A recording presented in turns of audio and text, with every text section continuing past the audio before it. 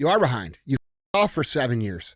You are behind. You should have anxiety, and you should have urgency, and you should want to go. And you shouldn't try to run from that anxiety, because that anxiety is telling you, hey, bro, it's time to get your gear. It's time to get going. Whatever it is that you want out of your life, make that start happening, and that's going to require you to become the best version of you, which means staying sober, which means getting fit, which means getting educated, which means stopping filling your mind with mindless and start filling your mind with that's going to make you better. And if you do these things and you go out every single day and you check off win after win after win after win, you'll be able to catch up to everybody else pretty quick. Because while everybody else may not have been off the way that you have been, they still only go half speed. So if they're going half speed and you can pick it up to actually execute at full speed, you'll catch and pass those people. What is up, guys? It's Andy Frisella, and this is the show for the realists. Say goodbye to the lies, the fakeness, and delusions of modern society, and welcome to reality. Guys, today we have Q&AF. That's where you submit the questions and we give you the answers. You could submit your questions a couple different ways. The first way is, guys, you can email those questions in to askandy@andyfrisella.com. Or you go on YouTube on the Q&AF episodes and drop your question in the comments there, and we will pick some from there as well. This week, we're going to have CTI. That stands for Cruise the Internet. That's where we put topics up on the screen.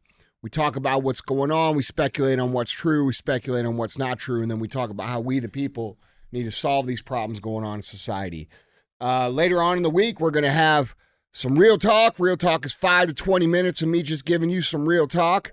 And then sometimes we have 75 hard verses. 75 hard verses is where someone who has completed a 75 hard program, whose life was a dumpster fire, and then they corrected their life path using the 75 hard program. They come on, we interview them, we talk about what they did and what you can do to get your life on track as well. If you're unfamiliar with 75 hard, it is the initial phase of the Live Hard program, which is available for free at episode 208 on the audio feed only. Now, there is a book. It's called The Book on Mental Toughness. It outlines the entire Live Hard program, top to bottom, plus 10 chapters on mental toughness, plus case studies on famous individuals that you know and how they use mental toughness to become who they are today. You can get that book at andyfrisella.com. We do have a fee for the show. The fee is very simple. Share the show, okay? You're going to notice that's a big difference between this show and every other podcast is I don't run ads. And the reason I don't run ads is because I talk about controversial things, and I don't want to hear any bitching about it from sponsors. I've done very well in business. I fund the show myself. I don't need their money, so they can fuck off. And I ask very simply that you share the show for us. We're constantly facing shadow bans, traffic throttles, censorship, and we need you guys to share the show. So if the message is good, if you believe the message, you stand behind the message, if it makes you think, if it makes you laugh, gives you a new perspective, teaches you a new skill set, which you will learn on Q&AF every single time, please share the show. So don't be a hoe. Share the show.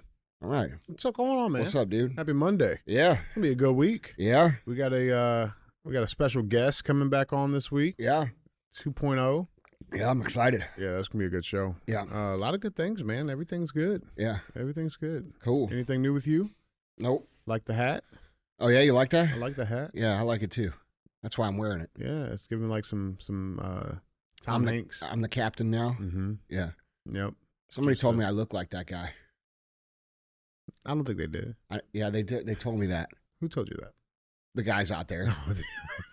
Fucking assholes out there. I used to call. I had a nickname back. Who called? Nobody called you that. Yeah. Nobody said that. Sweet, man. Well, you want to get into some Qs? Yeah, let's do it. You got some A's? Let's get into it. Guys, Andy, question number 1. Andy, you don't know me from a can of paint, but I just want to say thank you and that I appreciate everything you have done for me and my family. You are truly doing the Lord's work, brother. So you've talked about how when faced with decisions, weighing out something when you have to act, you don't look at it as what happens if I do this, but rather what happens if I don't. And I love that. And I've been shifting my mindset towards that more lately. My question is, with this mindset, have you found that you have taken on more risk over time and have become more risk tolerant? I'm sure you don't say, fuck it, let me get into anything that comes my way. But is there such a thing as taking on too much for one risk or too many risks all at once. Would love your feedback on this. Yeah, dude. Of course, this doesn't mean just go roll the dice on every single thing that comes your way. But when you train yourself to look at things as what happens if I don't versus what happens if I do and these things go wrong, you remove a fear barrier that most people can never get through. Because most people will say, well, what if I do this? What if I do all this work? What if I try this and it doesn't work? And they convince themselves that they're going to work very hard. They're going to try all these things. And it's not going to work out anyway, so it's not worth the path to go down. And what they don't realize is that you can't really lose if you decide to go, because you're going to go down the path and you're going to face obstacles, and that obstacle is going to teach you a lesson. And when you get through that first obstacle, you're equipped with a new lesson. You get through the second obstacle, you get equipped with a new lesson.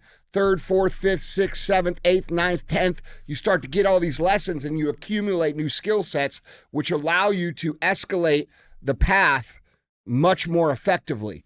So by not going and talking yourself out, it becomes a self-fulfilling prophecy of never gaining any skills and never making any progress. And so I think that's one of the biggest things that holds people back. What if I do all this shit?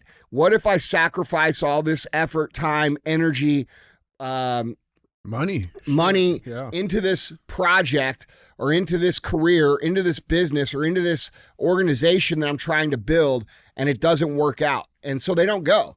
And so, yeah, while there's for sure, you could take on too much risk. For sure, you could take on too many things that are risky at once. For sure, those are real concerns, but they're not prevalent enough to concern yourself with. What you should be concerned with is, what is my life going to look like if I do not do what it is I know I need to do?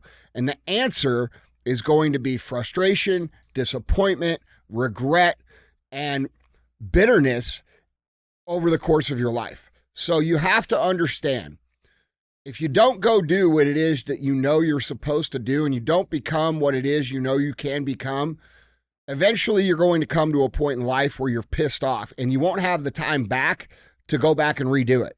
So yes, of course you can do too much, but I don't think you should be concerned with that. I think you should be concerned with not doing enough, because that's where most people err. Yeah, I love that. Let's flip this a little bit, right? Because you also talk about this ladder of success, right? And everybody's goal should be, moving up those rungs.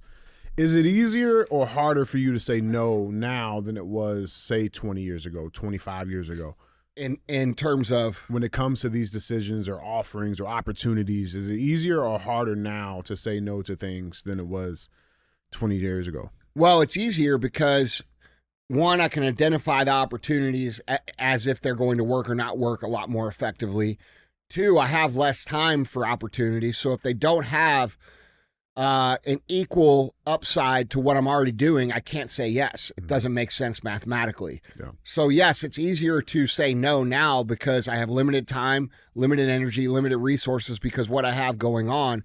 And I'm also able to recognize when things are a good opportunity and a bad opportunity much better than I could in the beginning. Yeah. But that lends itself to what I was saying a minute ago, right? So if you never go and you never go down the paths ever, how can you ever learn to recognize what is good and what is bad? And so what people end up doing is they end up just falling into the trap of being like their high school or their college buddies and just kind of letting life float by. And eventually that catches up with them. They get to be in their 40s and their 50s. And that's when they totally give up. They're fat, they're out of shape. They're like, fuck, I've wasted too much time. And a lot of those people never recover. You know what I'm saying? Yeah. And they kind of just waste their whole life away. And it's sad because that's not how we're supposed to live as human beings. Yeah, I love that, man. I love it. This second question, this is it's a little windy, but it's a really, really good question. Let's switch focus here. Guys, Andy, question number 2. Andy, congratulations on selling out your American Freedom gear so quickly. I tried jumping on it, and everything got wiped right from under me, which leads me to my question, as obviously you have experience with this very topic, and it's fresh in my mind. How do you give the best customer service to potential buyers if your product sells off the shelves as fast as you put it up for sale online and the restock won't be available for months? For context, my husband and I run a direct-to-consumer Black Angus beef business in Southern California. Your favorite state. And we have limited amounts of bulk freezer beef available throughout the year. Our business has grown slow and steady, and it takes about 2 years from start to finish to have beef done correctly to fill the freezers. And because of this slower growth, I've had time to share our story as ranchers and share a lot about the beef and cattle industry, and people love that on social media. Have a great email list that connects potential buyers with our business, and they love to seem to get to know us as ranchers and having that presence online and within the community. People are more focused about their food and where it's coming from, so we're getting a lot of good, I guess, spark you can call it. And it's great because we have a large audience to sell our beef to. It's a blessing and a curse, though. So when I send out an email that we're about to get ready to sell our beef, we sell out in a few hours. And this past week, we sold 11 whole beef in under 4 hours, and we received many phone calls, texts, and emails from frustrated people who've been waiting to purchase our beef for 6 months to a year almost, and they are in disbelief and discouraged, mentioning that they're going to be shopping elsewhere if they cannot get their hands on our products. So how do we unpack this? Like, how, I guess, go back to the question, how do you maintain those potential buyers when you have such an exclusive product that moves so fast? How do you maintain Well, those first of all, you got to do a great job with the people that are buying. Okay. And what it sounds like to me is you have a really good opportunity that you're not recognizing, which is to build your brand equity around the scarcity of your product. So ideally right now in this position, you should be working on how to scale your supply so that you can meet demands. But in the meantime, it's not a bad thing that you have such demand because it creates more demand and more demand and more demand. And, while people might be frustrated and while they might be angry, it only creates a scenario where people want your product more, and it drives the value higher in the consumer's brain. So because you don't have the capacity to serve those customers right now, you should be leaning into the scarcity of your product to build the brand equity while you're working on the ability to scale up operations to fulfill the demand that you have. And so how would you create goodwill between you and the customers that can't get the products? There would be things that you could do to get those people engaged. And I'm not going to do this for you right now, but you would have to be creative and come up with a way to keep these customers engaged into your brand over the course of time. A company that does this very well is Maker's Mark. I love Maker's Mark, even though I haven't had a drink of whiskey since 2018 because I get wild as fuck. All right, and it's not good. A rancher. Yeah, it's not good. It's not good for me or anybody else. Yeah. And but I love Maker's Mark, and if I drink whiskey, that's what I always drink. And if you sign up for their email list, they have a really cool email list process where over the course of the year they send you newsletters and little gifts like just goofy shit like socks or a stocking or just stickers or cool shit that is like low cost to keep people engaged with the brand. So if I were running your company, I would create some really strong branding like it sounds like you're doing around the ranch, around what you do, around why you do it and how you do it, with a strong logo presence. I would come up with 6 times a year where you either send out a newsletter or some sticker packs or some sort of reminder like, hey, we're still here. I would create a preference program right now based around your regular customers where they can like get preference when the product comes available. These are all things that you can do to make this a little bit better for your brand. But ultimately, at the end of the day, not being able to fulfill the demand for your product isn't the worst problem in the world if you leverage it properly, right? Yeah. So when you continue to sell out and you continue to sell out and you continue to sell out, yes, people get mad, but when they eventually get it, how much extra happy are they? You see what I'm saying? Right. So this is a way that you can leverage in situations where you can't fulfill the demand that will actually help your company's image in the eyes of the customer. Yeah, see, I never, and it's funny because when I was reading this question, I'm like, fuck, like, but you giving this answer, it kind of mind fucked me because you would think, man, like you're getting all these emails and texts, and it's like, but on the same side, we see this stuff too, like even with the I mean, dude, people get pissed. But like, but what you're saying is that that's not necessarily a bad thing. I mean, it's not a great thing, but it's not the worst thing in the world if you handle it properly. Right. You know what I'm saying? Right. Like sometimes when people are upset, dude, like people are vocal, okay? And people that are vocal are also vocal when you do the right thing by them. Yeah. So if they're pissed off, you can usually switch that around into a positive situation by overcorrecting it to where they're singing your praises out in public. So how could you do that? And that's what you need to think about. How could you take these customers who want to be customers but can't be because you can't fulfill them and make them bigger fanatics of the brand, right? How could you create more demand? How can you create more excitement? And that just takes some creative thinking. If I was able to sit down with you for a few hours, I'm very confident we would come up with an effective strategy to do this. Yeah. It's funny too because like I think too, like scarcity, there's a lot of businesses or companies that operate on just solely off of scarcity, right? You look at like Ferrari, right? Like the fucking brand new car that's coming out, there's only going to be so many of them. Yeah, that's right. And there's a lot of people that can afford it. Yeah, and they categorize their customers into 3 categories. They have top, VIP, and then regular. And for you to be able to get the badass releases like the new SF XX 90 that's coming out, like, bro, you got to be a VIP or a top customer, and that means you have to have history, and it means you have to have been loyal. And that's a way they control demand around their cars. And you can do the same thing with your meat. Yeah. I actually think you're in a really good position to leverage that. If you're, you've just got to figure out a way to, connect with those people who aren't getting, so that way, whenever you scale up your ability to fulfill the demand, they're still wanting your product. Yeah. I think it's important too. I want to ask you this because we got to be very, very clear. Ferrari can do that. You don't see Prius doing that. And so the difference in the quality of that product, it has to be fucking. Yeah, this typically only works for premium products. Yeah. Like it can work for gimmicky products, like things that get trendy. But typically this really only works for in-demand premium products.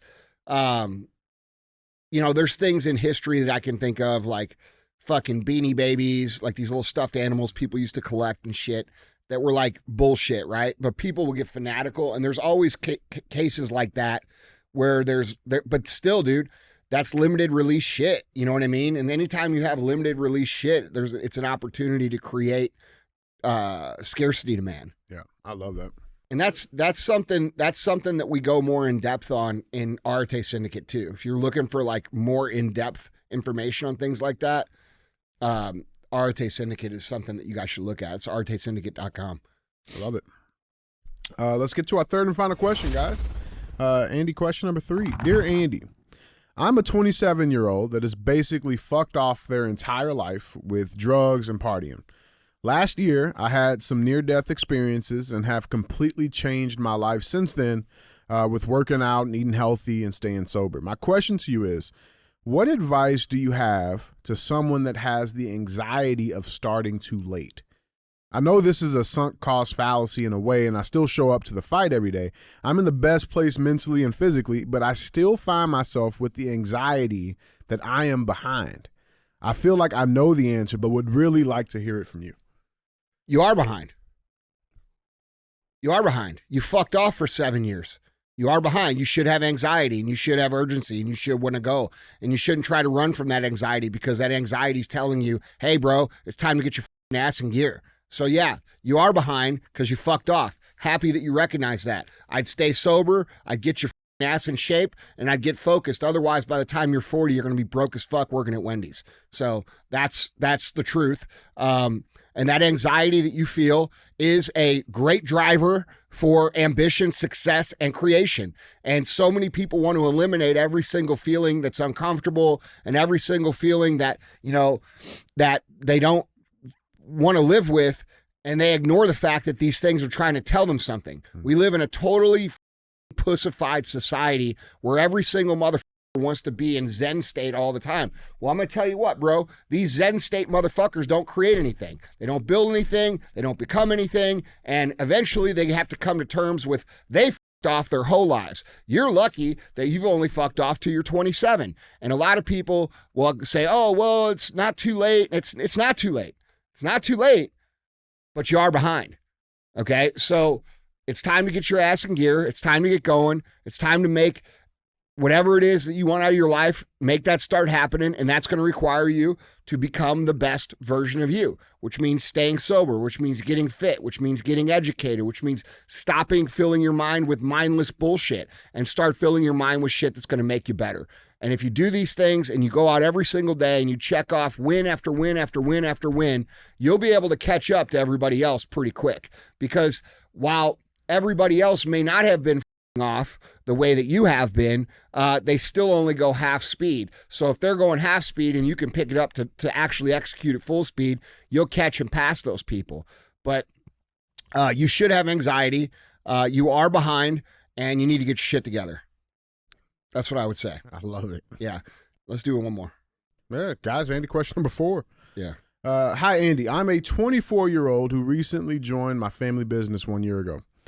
We are a contract manufacturer doing about 5 to 10 million in revenue per year.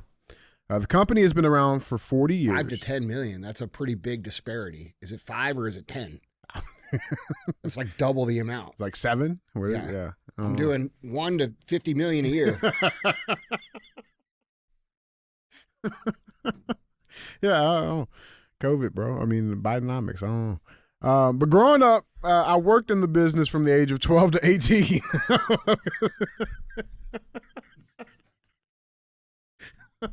On the weekends and summers. So I have a very intricate knowledge about how we function and our products. During COVID, the business had staffing issues and wasn't able to meet customer expectations for quality. So our reputation has suffered. Since I joined the team, my main task has been helping to organize our production, improve quality, and improve communication within the company between different departments, and we have really stepped up our game in a short amount of time. Now that we have finally gotten to a better place, what is the best way to rebuild our reputation with old customers who stopped working with us because of previous negative experiences? Also, what is the best way to facilitate new business-to-business relationships? I do a lot of cold calling and emailing, but I have little success and usually don't get a reply. Is there any strategy in the way I can present the company to potential partners? So 2-part question here. Well, first of all, yeah, you should call those people up on the phone and say, hey, I'm Steve. I'm the president of the company. I wanted to apologize for how we handle business during COVID. We had this issue. We were battling these things, and I wanted to talk to you to earn a chance at getting your business back. Please, let's have a meeting, or let me call you, or let's have a discussion. But I want to, at the very least, no matter if you come back to us or not, I wanted you to know that we're better than that, and we're going to do better than that moving forward. And you own what you did, and you tell the truth, and you try to earn the business back one by one.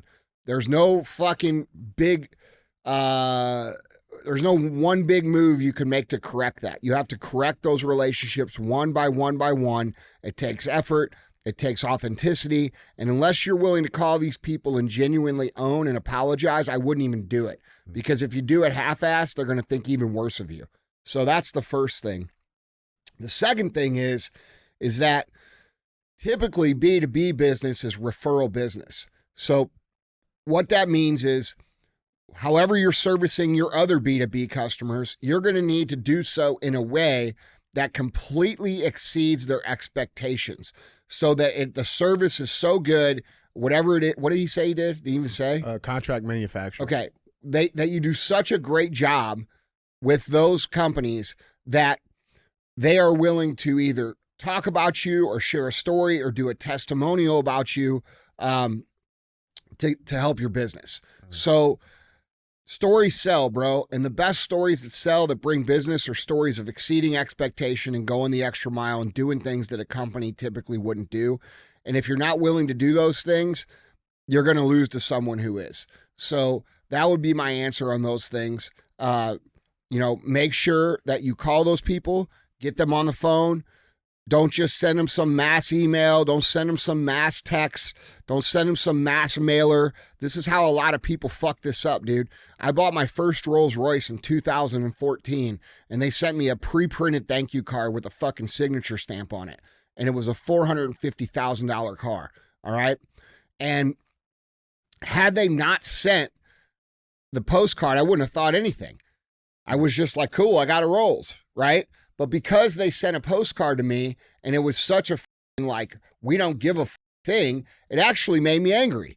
You see what I'm saying? Yeah. And now I love Rolls and I still own a couple, but it gave me the perception that they didn't give a fuck. Yeah. And it was kind of like a letdown because I had worked very hard to get to that point to be able to buy that. You see what I'm saying? Yeah. And I would have been better off had they just not sent me anything or acknowledged anything because I was happy in the first place. So if you mass email these people or mass text these people or mass mail these people and do so in a way that shows like you're trying to basically just half-ass it, you're not going to get those people back, okay? Remember, value comes from inefficient action. And when you take inefficient action, people value it because they understand it takes time, energy, and resources to make that happen. So I would sit my ass down in my fucking chair and I would call every single one of those people and say exactly what I just said you should say. And that's what I would do. And you're going to get some no's. You're probably going to get some yous, but I bet you're going to get some yeses too. And that's going to be important for the business. I bet you're going to get way more yeses than you think. People do not take ownership. People do not do these kind of things anymore in business. And when you do them, people will value them and appreciate them. And that's how you do business long term. You build relationships. Now, that's a lot easier to do in a business-to-business situation like these guys are in than it is in a direct-to-consumer situation like my companies are. But we still do things like that in our direct-to-consumer business when we fuck up. If we fuck up and we have a situation where 500-600 customers are affected, which happens, by the way, that happens, okay? Because we're putting out thousands and thousands and thousands and thousands and thousands of orders. And sometimes there's like sections like within those order streams that get fucked up, okay? We get the wrong tickets or we get something happens and that happens. And you know what we do? We call those people up and we say, hey man, your shit got fucked up. We're sorry. We apologize. Here's what we're going to do to make it right. And we do that one by one. And we do that. I promise you, if you're in B2B, we're doing tens of thousands more transactions than you on a daily basis. And we can do that. So I know you can do it too. Yeah. So you touched on something, with the Rolls Royce story. Is that because I never really thought about it like that? But I guess there is like this preconceived like expectation of the company that the customer will have depending on the quality, I guess. That's right. And like I never was really... Yeah, if you're a premium product, you better back this up with premium relationship building. Start to finish. Everything has to be premium. Yeah. Okay? And that's a big deal for you to think about with your business. Do you have a premium product and shitty service like most people do, and they think that their product's so good that they can have shitty service? Well, that's a pretty weak-ass way to think about your business, because what if you had great service? What if you had great relationship building? How much better would your company actually be? But a lot of motherfuckers are just lazy. They're just lazy operators, or they're second generation or third generation operators that don't know what the they're doing. They don't value what they have. They don't feel personal responsibility for their employees. So they'll say, well, our products are so good, you can just wait. And bro, eventually that sizzles out. Yep. Like eventually people get sick of that shit, which is why in the first question with the state people, you guys need to be fucking making sure that you could scale up to meet that demand. That scarcity thing, that will not work forever. Eventually people will go somewhere else because food is a commodity, bro. Like, I don't give a if I'm eating Western Sizzler or fucking, DeBraga's from I'm eating, right? I'm going to eat either way. Right. And if I can't get you shit, I'm going to eat something else. All right. So the scarcity thing will only work to propel your brand to a certain level. And then you better scale it up to fill that, or you will lose the opportunity. Does that make sense? Yeah, absolutely. Absolutely.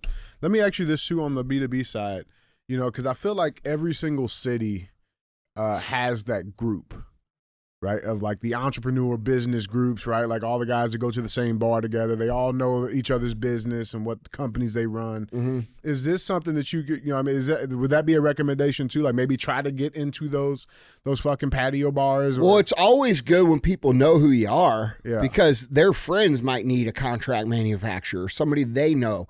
So yeah, getting to know the local entrepreneurs or the competitive entrepreneurs across the country or across the world is a good idea, because, dude, there's always opportunities for collaboration or emergency situations where people need help. In our situation, like, we do manufacturing, but we can't always take manufacturing. So we have to say no a lot, right? Yeah. But we'll say, hey, what about, you can go over here to this guy, or you can go over there to that guy, you can go over there to this guy. And competitors. These are correct. Yeah. Okay. And so it's always a good idea to have good relationships with your competition, because eventually you'll be doing business together. Mm-hmm. Now, I mean, I'm sure some of those circles though, like I know, I don't know about every city, but like I feel like for me that would be difficult, because I feel like, with this city there's some, like, I'm not gonna call it snob mentality, but like it's the khaki pants with the fucking, like, I just don't know if I could fit that crowd. What do you mean? Like you couldn't fit a crowd? It's gonna make you millions of dollars. Okay. Yeah, no shit. Right. You need to start thinking different. Yeah. Right. And by the way, you don't have to fit in with the crowd, bro. When you walk into the crowd, they should be asking how they're gonna fit in with you. Okay? You shouldn't be trying to be like them. You should be who the fuck you are, and let them wonder why the fuck you're so different. That's the whole thing. That's the whole play. That's why your social media sucks. That's why you suck. That's why nobody knows who you are. No one gives a who you are. Not you, but anybody in general. Like, you guys are too afraid to be authentic, and you want to be like everyone else. So like what you're saying is, oh, the khaki pants and fucking the khaki club, polo. Bro. You know the khaki club. I do, yeah. But the point is that, I don't give a fuck. I'll show up wearing whatever the fuck I want. And if they don't like it, I don't give a shit. You see what I'm saying? Yeah. And then that makes them say, why does this guy like that? Why is he like that? He's not wearing his Dickies. He doesn't give a fuck. Right. That guy's cool. Right. Well, how can he not give a shit? How can he not care? I want to be like that, right? It's authenticity is an attractive trait. And so, like, you shouldn't be looking at these groups like, how do I be like them? You should be looking at it like, hey, I could build relationships with these people and build friendships with these people, but it doesn't define who I am or what I wear or how I behave. I'm still me. I think one of the things that makes me me is that people come in here and they hear me talk in plain language and they see me wear plain clothes and they're like, how the did this moron fucking do this? Well, maybe I'm not a moron. Maybe you're just making preconceived judgments based upon my appearance and my vocabulary, which is quite high. I just choose to dumb it down so everybody can understand me. I love that. Yeah. I love it, man. I love it. Well, guys, Andy, that was 3. Yep. That was 4. That was 4. Don't be a whore.